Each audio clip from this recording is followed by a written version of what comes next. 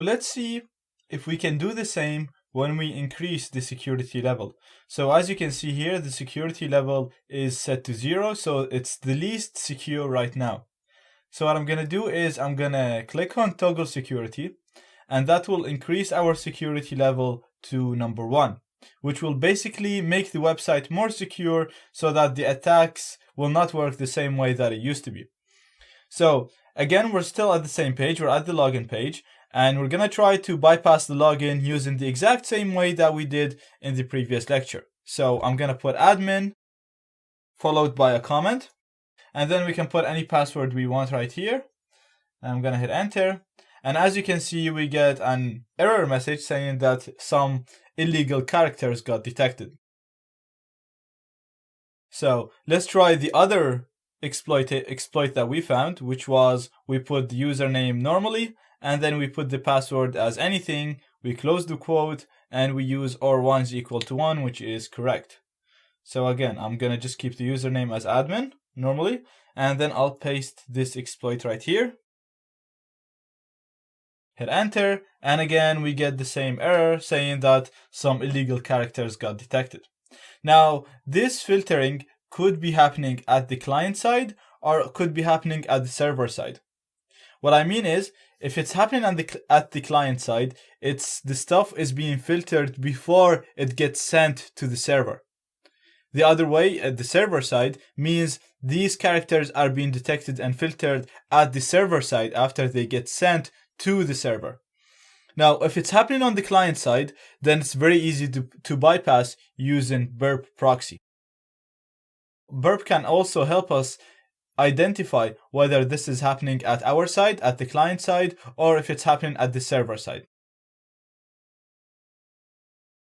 So as usual, we're going to go to the proxy, and I'm going to set up the proxy settings again for Firefox, just like we did in previous videos, so that it uses Burp.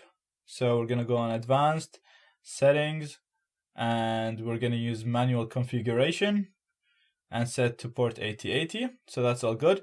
Now everything we do, as we've seen before, should go through Burp. So if we go to home, you'll see that packets are coming here. If we forward them, they go to the server. So again, when I go to the login, the packets come here, we forward them from Burp, and then they go here. Now, watch this. Now I'm going to try to put in the username as admin, and I'm going to put this exploitation right here. And when I paste it, notice that the packet will not be sent. So I'm going to click on login and see that nothing was sent to Burp. So this request was stopped before it even reaches the internet, before it even reached the server. So it was stopped by some code loaded on the browser or in this web page itself. So the filtering is happening on the client side, on our side, before it even goes to the website. And it's telling us that some dangerous characters were detected. So let's go back to our diagram here. So we have our HTML website with client-side filtering. So when it detects special characters, the client-side code will remove these characters or it will display an error. So what we're doing is we're going to write a username and a password without any special dangerous characters. We're just going to write it normally, send the request, which will bypass the filtering that's happening on the same page on the client side. It's going to go to Burp proxy, then right here, when it comes to here, we're going to modify it and add our dangerous special characters that will allow us to bypass authentication or run code on the target website. Once we do that, we're going to send it to the server will execute and send it to us. So using Burp, we're going to be able to bypass client-side filtering. So let's go back and see how we're going to do this. So we're going to use a normal username as admin, and I'm gonna put a random password, so it doesn't have to be right. I'm just going to put AAAAA, doesn't really matter. And I'm going to click on login. Now this is a valid request, so it will be sent to the internet. It won't be stopped by the filter which works on the client side. So I'm going to click on login, and as you can see, the request has came here, and the request in here we can see that the username is admin, and the password is AAAAA. So what we're going to do now, we're going to actually modify the username and the password values right here instead of modifying them at the web browser.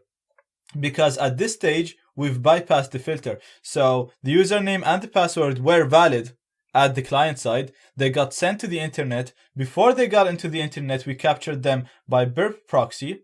And we're going to modify this password exactly the same way that we wrote our exploitation in the previous video. So this is going to be AA or 1 is equal to 1, and then we close it with the comment here. Okay, so I'm just going to repeat this. So the filtering is happening at the client side by JavaScript code, which gets executed on the page itself. So the request is being stopped before it even reaches the server. When we run Burp, we actually used a good username and password that are not considered to be dangerous. They pass through the filter, and before they go to the internet, we have Burp proxy working, which captured that. We're going to modify it in here because we've already bypassed the filter. And when I click on forward, you'll see that I managed to log in as the admin.